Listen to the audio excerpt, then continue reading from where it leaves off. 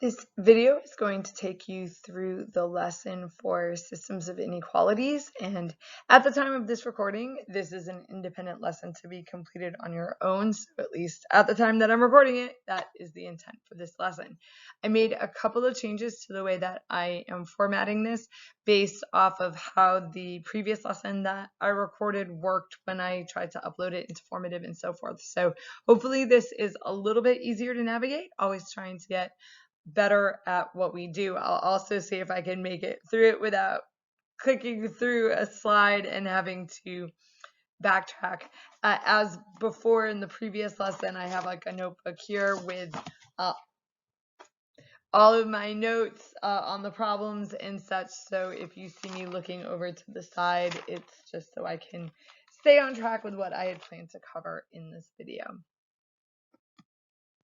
So we're going to really back it up into probably pre-algebra here and begin with what is an inequality. So, I already did it. I already clicked too far. Okay, so, but not into the next slide. So we're going to let it go. So what is an inequality? An inequality is represented by that symbol right there. It's just called the inequality symbol.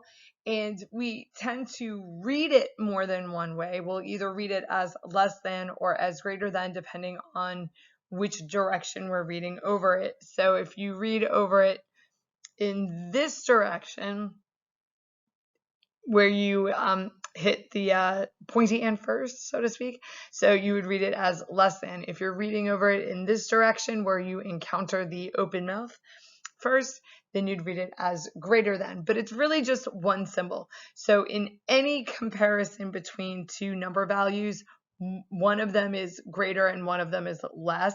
And so you just position the symbol whichever way is appropriate for whatever you have. Okay, now a related symbol is this, turn my pen back on, is this symbol, which includes the bottom part of an equal sign. Okay, and that symbol is read greater than or less than or equal to.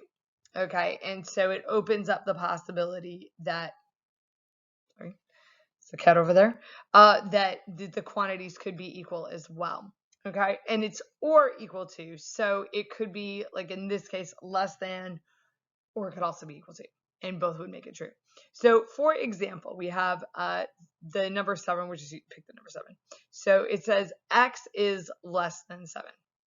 So numbers that would make this statement true, you would have, 6 is less than 7, and that would be true. Okay, and if you put in like 8 is less than 7, that would be false. And just so you can see the difference in reading it, if I read the statement in this direction, I would read 6 is less than 7. If I read the statement in this direction, I would read 7 is greater than 6. And it doesn't matter whether you have numbers there or whether you have variables there. This would be x is less than 7, 7 is greater than x. Okay, and if the symbol is reversed, okay, if the alligator mouth is opening this way, it means this is the bigger number, so x is greater than 7, 7 is less than x. So it's really just one symbol there. Now the next one over, let me do one more on this first one. So if I had 7 is less than 7, that would be a false statement. 7 is not less than itself. It cannot be less than itself. So that particular example deals with just numbers that are less than 7, and they have to be less than. Now, you could have this. You could have 6.99999 is less than 7, and that would be true. Okay, so it can get really, really, really, really close to the 7, but cannot be equal to the 7. The moment that it's equal to the 7, it becomes a false statement. Now, the next one over has the or equal to underneath it. And what that does is it opens up the possibility that x could be equal to 7, and that would be a true statement. So you could have 6 is less than or equal to 7. That is true. And the reason it's true is because 6 meets that first condition of being less than 7. Now, 8 would continue to be false. 8 is less than or equal to 7. Okay, so that's a false statement. So 8 does not make that statement true. But in this case, if you had the 7 would be true. And that's because the 7 meets the second condition, which is the or equal to. So 7 is equal to 7. So if you don't have the equal sign there, okay, then they can't be equal. That would be considered false. If you do have the equal sign there, then it is considered true. All right, so that's how that works. Now, the last example here is just if you were to turn the symbol around. So now what we're saying is that x is greater than 7, okay, because the alligator mouth is turned around the other way. And in this case, if you had 6 is greater than 7, that becomes false. But 8 is greater than 7 now becomes true. Okay, and then in this case, because the equal sign is missing, then 7 could not be equal to 7. So, or 7 could not be greater than 7. Sorry, it's been a long day. I got up this morning and ran a race, so hopefully I'll make it through without messing this up too bad. Okay, thank you for your patience. So that's what an inequality is. And I don't remember when inequalities are introduced, but sometime in like a late elementary, early middle school. And yet, even though you've been dealing with inequalities for a while, I know for a lot of you, they continue to just trip you up. You kind of get them, you know what they mean, but the notation and feeling confident, feeling like you've handled them the right way is that's a little lacking. So recall, this means this is going to be something that we have talked about before. We shade in the solutions. Okay, same as before. We talked about that in the last video. That's what a graph is.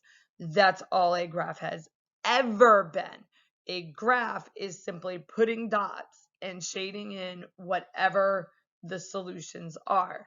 And remember what solutions are. Solutions are values that make the statement true, which is why on the previous slide, I spent quite a bit of time talking about what makes an inequality true. How is it different from an equation? Okay, now again, I know that those definitions and concepts, I'm super repetitive, but the reason I'm repetitive about it is because these are always true all the time for everything in math from pre-algebra through calculus 3. Okay, that's what a graph is. That's what a solution is. That's what we're looking for. If you can really, really, really understand that, then we can mess around a lot with the kinds of problems that we're looking at, and you can still understand what the problems are. So it's powerful information. So here's an example here. So we have x is less than 4. So if we look at the number line here, okay, and I'll put the 4 on it. Now, if the previous slide, we had gone through and established, I think we were using a 7, right? So that less than would be all of the points less than 7 or to the left, okay?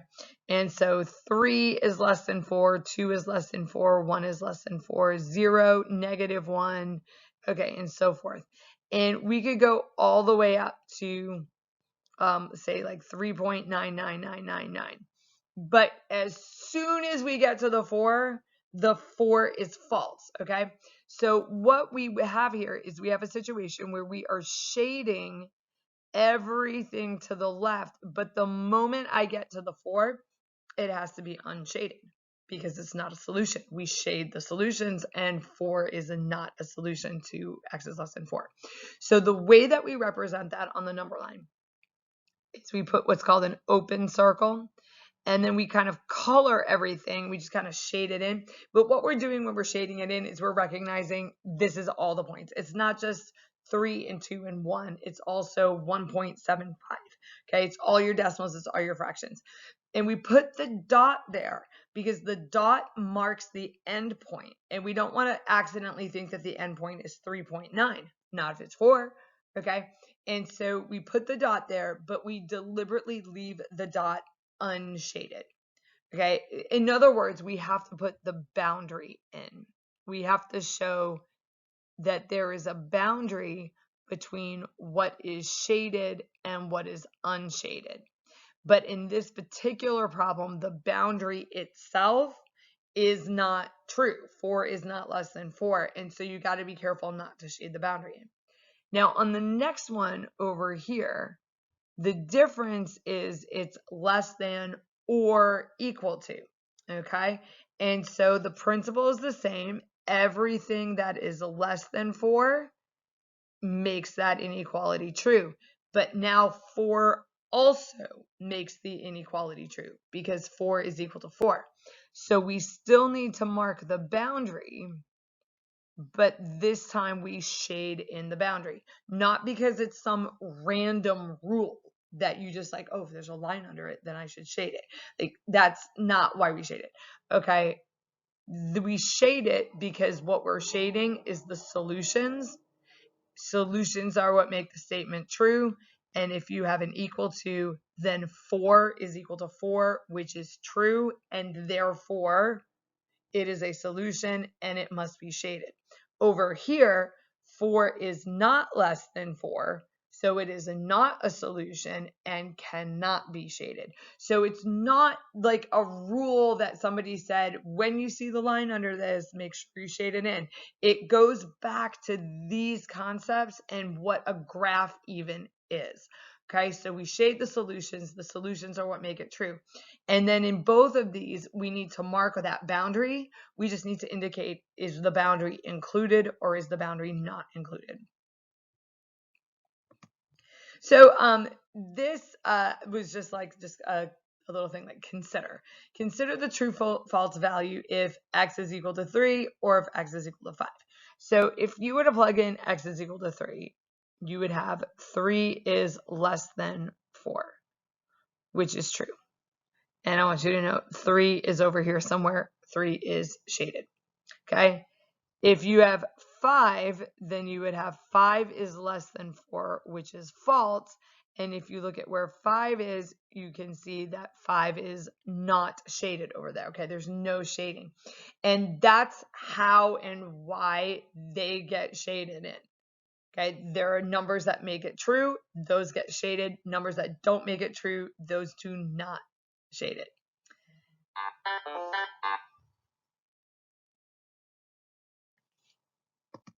Okay, so this is a change that I made from the last video. The last video I thought was going to pause you and unlock questions, and that did not happen. So I'm going to tell you to pause. In formative, there is formative question 1, and you need to pause the video and answer that first question because that's the content that we've covered in the first 10 minutes or so of the video. So pause and answer the question.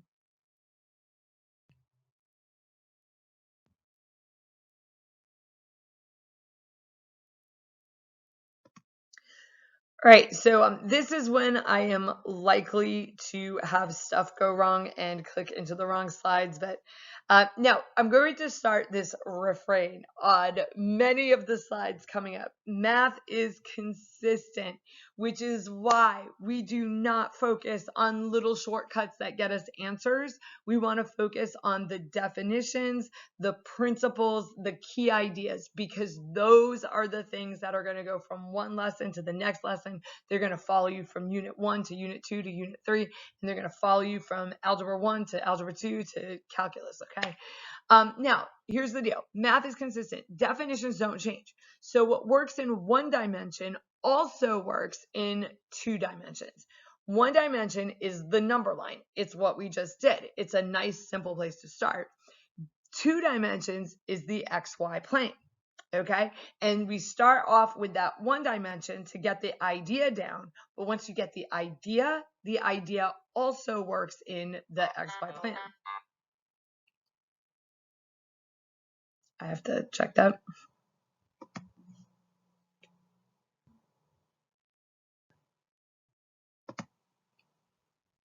Okay, we're back. Okay, so consider this example, and we're not going to go through the mechanics of how to graph a line. I think we've talked about that in an earlier lesson. It is really not the point of this particular lesson. If, however, you realize that you would have no idea how to graph that, then I do want you to reach out to me. So as soon as I change this over. I'm not going to see what I need to see on my end, and that is when yeah, it is likely that I'm going to do something wrong with the slides here. So give me a second to turn this off and then turn the graphing calculator on, and there we go. Okay, so I'm going to type in y is less than negative 2x plus 4. Okay, and I want you to notice a couple of things.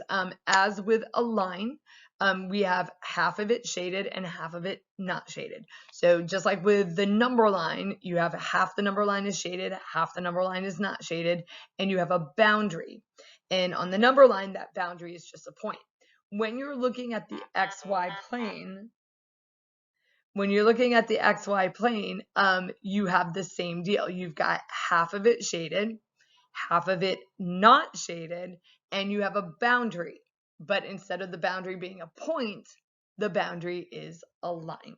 So same idea, we're just moving it from one dimension into two.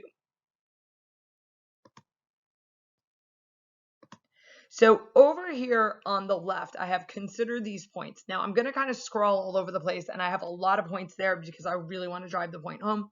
No pun intended.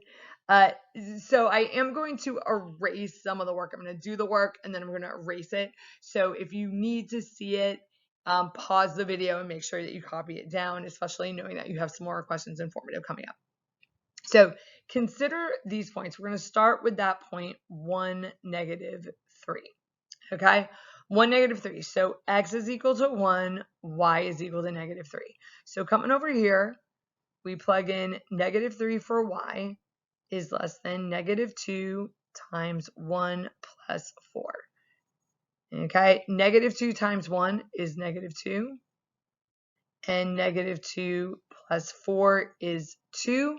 And we end up with negative 3 is less than 2, which is true. So over here, if I look at my coordinate plane, the point 1, negative 3 is like right about where you see that dot going in. It's like a little bit behind my head there. Okay, and what I want you to notice is that it is shaded. That is in the shaded region of the coordinate plane. Why is it shaded? Because it's true. And that's what we shade. We shade the things that make it true. We shade the solutions. Crazy things. Solutions. Okay, now let's try negative 1, 0. So in this one, x is equal to negative 1, y is equal to 0. So 0 is less than negative 2 times negative 1 plus 4. 0 is less than or equal to 2 plus 4, or 0 is less than 6. 0 is less than 6, and so that would be true, and that's the point right here, negative 1, 0. Okay? So I'm just going to label those. Those are true, and they are in the shaded region. So I am going to erase this scratch work, I hope, without clicking onto the wrong slide. And so if you want to see the scratch work, this is basically illustrative. What I'm doing here is I'm teaching and explaining and showing how the concept works. This is not necessarily something that I would expect you to do, at least not all the time.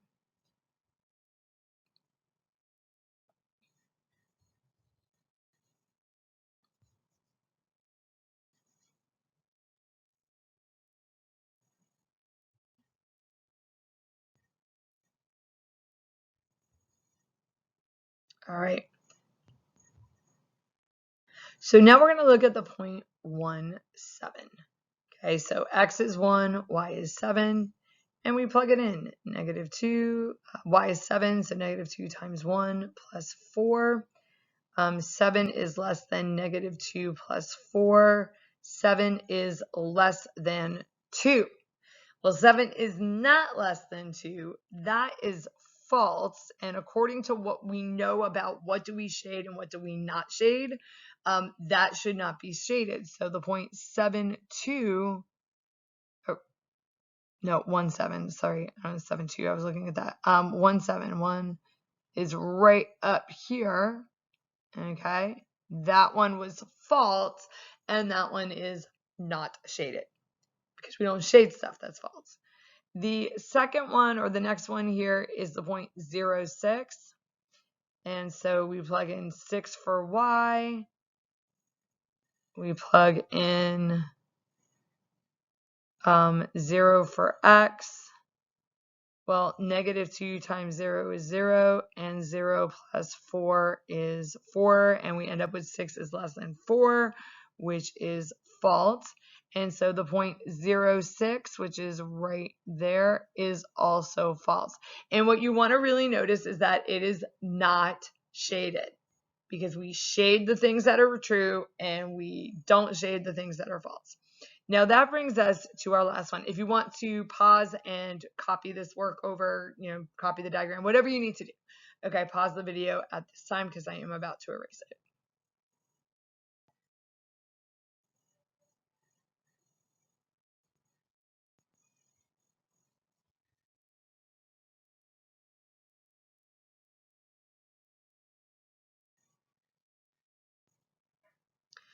All right, so the last one that we have is the point 2, 0.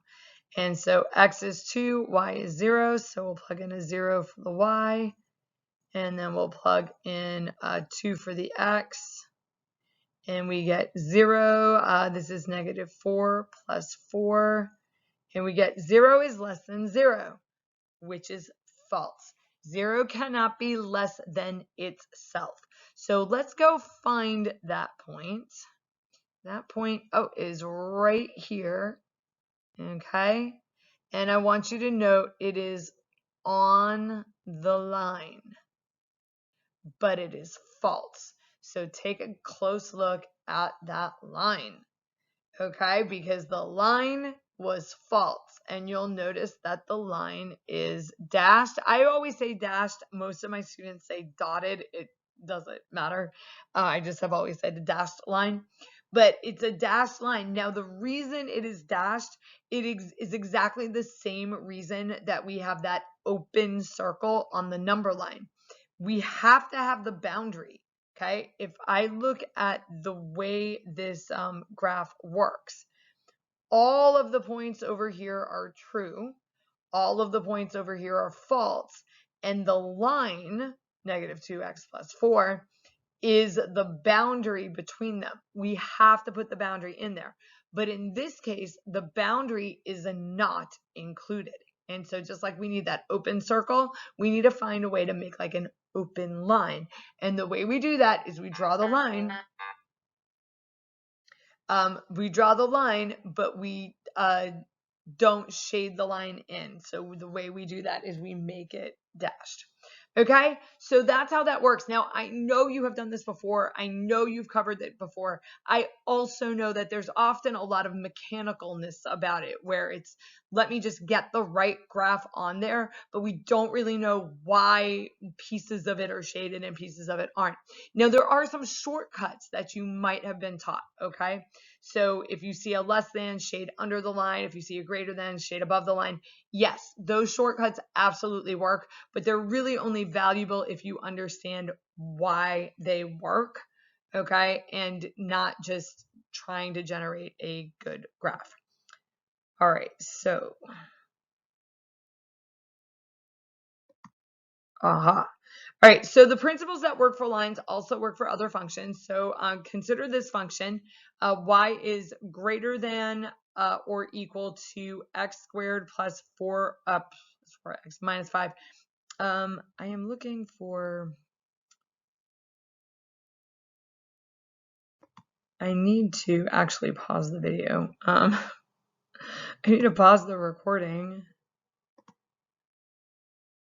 Pause recording. Okay. Okay, I think I'm recording again.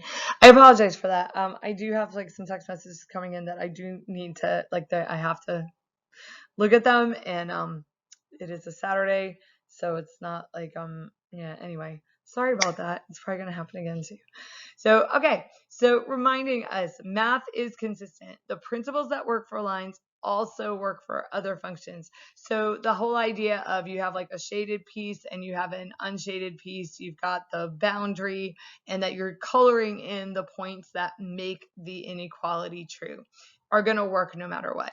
So we're going to consider this function. This is y is greater than or equal to x squared plus 2x minus 5. And I think I just repeated myself really bad. Sorry about that. What we're going to do is choose one in each category. So I'm going to kick the graphing calculator on. Okay.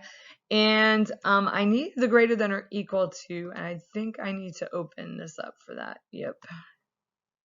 And then we'll have x squared plus 2x minus 5. Okay. Okay, so what we have here is a parabola. We have the parabola y equals x squared plus 2x minus 5. And then we have the greater than, and you'll notice that the greater than causes a piece of this to be shaded. So what I'm going to do this time is kind of switch the order up a little bit. So the last time I suggested points, and then we checked them and then compared them to the graph. This time I'm going to look at the graph and I'm going to pick a point that I think is true. So I think a point that should be true should be in the shaded region because we shade the things that are true. So I'm going to go ahead and pick this point right there. And that point appears to be -2, 2. So I'm going to go ahead and plug that in. 2 is going to be the y. And then we have -2. We're going to go ahead and plug that in. And please use a calculator if you tend to mess up order of operations. -2 squared means -2 times -2, which is +4. 2 times -2 is -4. And 4 minus 4 is 0. 0 minus 5 is -5. And I get 2 is greater than or equal to -5, which is true. And it's true because it meets the first qualification. Okay, it doesn't, every once in a while I get a student that says, but it's not equal to. It's either or. Okay, so 2 is greater than -5. So it meets the first qualification. It is true, which is what we expected because it is in the shaded region. So now let's go and find one in the not shaded region. We'll do this one right here. We'll do 5, 1. Okay. So 5, 1. And so 5, 1, x is equal to 5, y is equal to 1. And we have 1 is greater than or equal to 5 squared plus 2 times 5 minus 5. 5 squared is 25. 2 times 5 is 10. You can kind of see this. We don't even have to do it out the whole way, but 1, what is 25 plus 10 is 35. And then 35 minus 5 is 30. So we end up with 1. 1 is greater than or equal to 30. That's false. 1 is not greater than 30, okay? And it's definitely not equal to 30 either. So it doesn't meet either one of those. And so that's false, and that's what we expected to happen. Now, for the last one, we want to look at a point that's on the parabola. So that's a little tricky. Now, remember, there's an infinite number of points on the parabola, but I'd like to pick one that I think is what's called a lattice point. And it looks like a good candidate might be that point right there. Okay, so that is the point 0, -5. All right, so let's go ahead and try that one. Y is equal to -5. 0 squared plus 2 times 0 minus 5. -5. Oh, I love zeros. They're the best. Okay, so we end up with 0 plus 0, which is -0. And then 0 minus 5 is -5. And that is true. It is true because it meets the second qualification. -5 is equal to -5. Now, what I want you to notice is that the parabola is solid. It is not a dashed parabola. So those rules stay the same. Just because you change the shape of the graph does not change anything about how the inequality works. And so you've got your solid parabola. So pretty much that's the reason why when you have the line under it, okay, that you keep it solid, and when you don't, you keep it dashed, because the equal to means that the points that are on the actual graph there on the curve are going to make the equation or the inequality true. All right, so that's that. Formative questions 2 and 3. So at this point, I want you to pause the video to answer questions 2 and 3 in the formative assignment.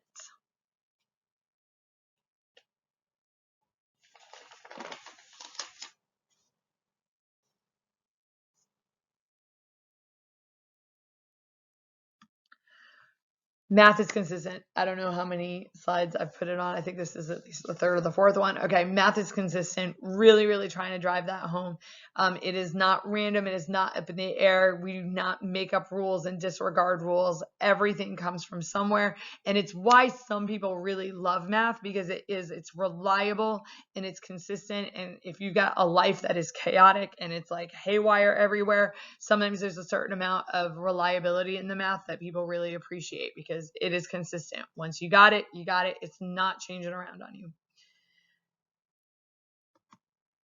What is true for systems of equations is also true for systems of inequalities. And that one I'm going to have to reply to. Okay, we're back. So what's true for systems of equations is also true for systems of inequalities. So whatever you learned in the last video about looking at a system, and the definition for system is the same as well. It says a system is two or more equations that have the same variables. So a system of inequalities is two or more inequalities with the same variables. Okay, so the definition of that is the same, and what we're doing when we're solving them is also the same.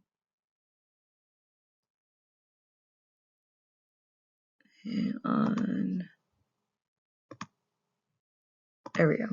So recall, when we solve systems of equations graphically, we looked for the points of intersection between the graphs. Okay, that's what we looked at. If you're like, I don't remember that, go back and watch the previous video. Okay, covered it in a lot of detail about like what a graph is. Okay, and when we're solving a system, this is what we're looking for. We're looking for the values that make both of the equations true, or all of the equations true. And in this case, it's the same with systems of inequalities. With inequalities, we do the same thing, except now they will be regions of intersection instead of isolated points. So when we did just equations, okay, we would have like one function and then another function, and we had these isolated points where they intersected. Now we're going to do the exact same thing, except we're going to have regions where they intersect instead of isolated points. They're not making it easy. Also, I lost my pointer. There it is. Okay, so we're going to do this example together. All right, so we're going to do this with a system of linear inequalities to establish the pattern, and then I think I have a different example coming up. So let's take a look at this. So my first inequality is y is greater than 2x minus 3. And so we have that one, and we already went over like what all that is and what we're representing there. And then we have y is less than negative 3x plus 4. And what you see there is now we have these regions. Instead of an isolated point of intersection, we actually have this region of intersection. Now, I do want to say something at the outset that I know tends to trip students up, and there's a reason teachers do it, but I don't know if I tried to put one in here that was different or not, but see how I have one of these is a greater than and one is a less than? You do not have to have one of each, okay? You can have 2 less thans and 2 greater thans. That's totally fine. The reason why teachers tend to do one of each is just because it makes the graphs look a little nicer and it makes the graphs a little bit easier for students to manage and deal with. So that's why we tend to do it. If I were to have made both of these less than, let me see if I can show you what happens, like if I made them both less than, just so you can kind of see. Actually, that one's not too bad. Sometimes what happens is the region of overlap being really small, it just ends up being harder to write, and you don't, as a teacher, you don't want to give your students like a graph that's difficult for them to see what they're doing, and that can happen. So a lot of times what teachers do is they'll make one of them less than and one of them greater than, but I didn't want you to have the misconception that like that always had to be the case. And for this purpose, you can tell that like there's actually a much bigger region. It was a lot smaller when I did them both the same way. All right, so let's just go and explore this a little bit. So we've got our region now. Just let me turn the pointer on. So what a system is two or more inequalities with the same variables, and you've got the red equation, we got the blue equation. So I love decimals for that. So the red equation or inequality, sorry, it's easier to say equation, it's not the right word, but so is this region here that's all red, and then you've got the blue and all blue. But the solution to a system, if you go back a lesson, is what works for both. So you've got the white region over here. Those points don't work for either. They're going to be false for both. This region right here that's just red, those are going to be true for the red inequality, but false for the blue one. The region down here where I'm pointing, those are true for the blue one, but not for the red one. The ones in the region of overlap, those points are going to be true for both of the inequalities, and that is literally the definition of what a solution is. So just for fun, because I'm going to go and pick a point in this region here. I'm going to pick this one that looks like it is -2, 2. Okay. So we're going to just do -2, 2. And so x is -2, y is 2. And so for the first one, we have 2 is greater than 2 times -2 minus 2. Okay. 2 times -2 is -4, and -4 minus 3 is -7. And that is true. So it works for the red one. If I take the same point and we plug it into the second inequality, -3 times -2 is +6. +6 plus 4 is 10. And that is also true. So it works for both. Literally what the definition of a system is. So that's what it looks like. So now we're going to do another one. As soon as I clear up those text messages, I am so sorry, guys. Like, if I had known it was going to be this disruptive, I would have recorded this video like 2 hours after. Okay, we're back.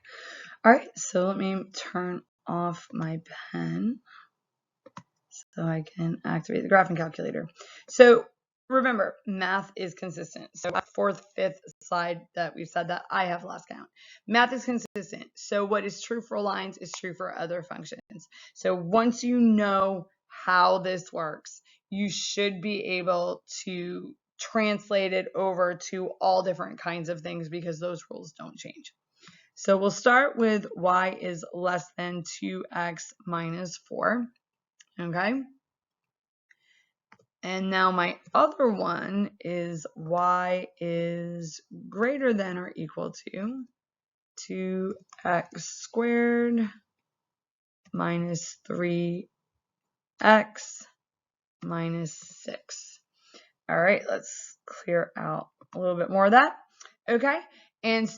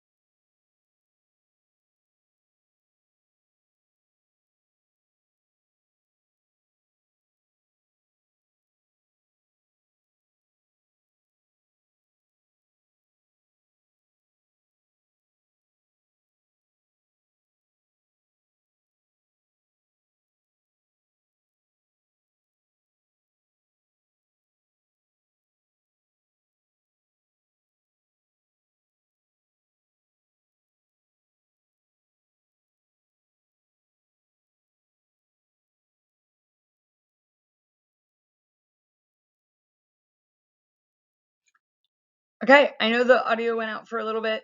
I became aware of that when the video froze in a horrible position.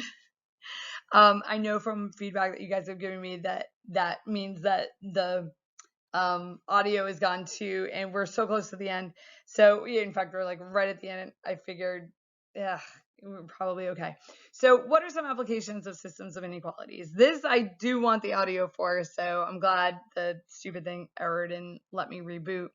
But we're just going to do SAT GPA illustrations. So I often in my other notes title this "You Can Learn University."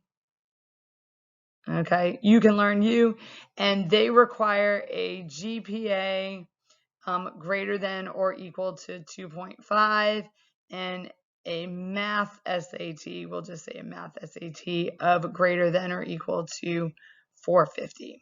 Okay, so you can learn university that's what they require to get in, and you have to meet both of the qualifications. So one way that we could model this as an inequality, and it's not a perfect example, but I think it does give you guys an idea of how it works. We could put GPA on the X or Y-axis. GPAs unfortunately do start at 0, and that is the thing. And then we have 1, 2, 3, 4, 5. At AC, they generally stop somewhere in the high 4s for whoever has the highest one. Okay, and then SAT scores, we'll put those on the x-axis. The lowest you can get on the SAT is 200, 400, 5, 6, 7, 8, and the highest you can get on the math SAT is an 800. Okay, and we'll just label that. We won't label all of them because it'll get a little cluttered. And the way we could model this is at GPA 2.5, okay, you draw a horizontal line, and anybody with a GPA greater than that can get admitted into You Can Learn University. So 2.5 GPA, and then looking at our SAT scores, so 450 and greater. Okay, and so what you're looking at here, the inequality represents the acceptable GPA and SAT scores for acceptance to You Can Learn University. And because I know what's coming up on the next slide, I am going to clarify a couple of things here. So like this region right here would represent people that do not meet either qualification. Okay, is it possible that somebody in that region could get in? I guess, because college admissions can be messy business sometimes, but it's not very likely. Folks that are in this region have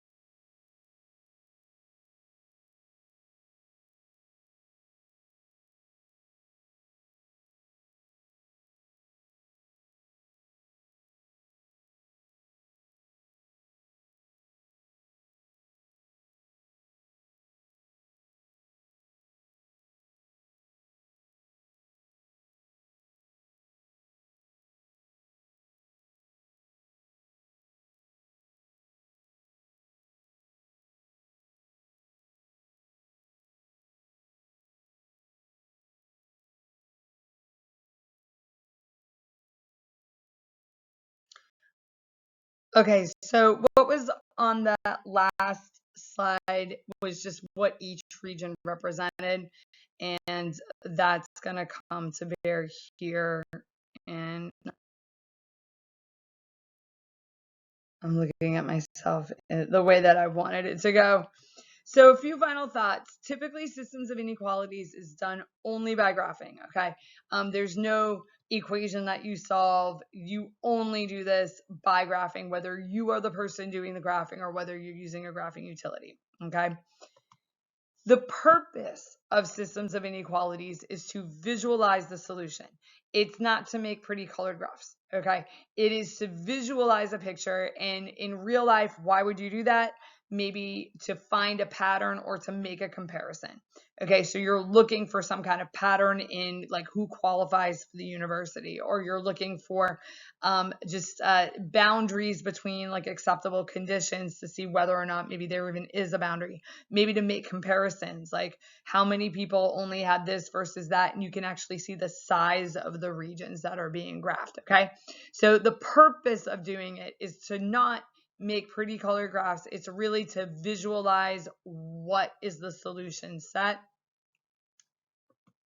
So what kinds of things might you be asked on systems of inequalities, and why, this will get into like why I picked that this was something that I felt you could do on your own. So to graph a system, usually if you're doing it by hand, it will only be a linear system. So you'll have your two lines crossing. Typically, you are not asked to produce the graphs for systems for more difficult things. Identify the graph of given functions. So you could be given a system of inequalities and then maybe shown 4 or 5 graphs. And those 4 or 5 graphs, you would be asked which one of these is the one that matches the system that's given. To determine if a particular point is in the solution set. Okay, and that could be done either graphically by seeing if the point is in the double shaded region, or by plugging the point in. I think I did a bajillion examples of that. Okay, so you can determine that either way, or maybe to interpret the meaning of the different regions. And that's where the audio cut out on the previous slide, but it could be like, these are the people that meet the GPA requirement, but not the SAT. So they have good grades in school, but they're not able to perform on that test. Then you've got people that, have good SAT scores, but they don't have the grades to back it up, or people that meet both or neither. So that would be what an interpretation would be. So you could say these are, the people in this region meet this requirement. And then the last slide here, finish the formative questions. There are 5 additional questions in formative. When the video concludes, finish the assignment and submit it. And that's that. I am so sorry that I apparently had my phone blowing up with text messages and that the audio cut out, especially towards the end a little bit. I don't know what causes that to happen, but I know it does make for a bumpy video. Let me know if there are prohibitive problems with this, and I will do my best to address them. Thank you very much. I hope you feel pretty confident about systems of inequalities.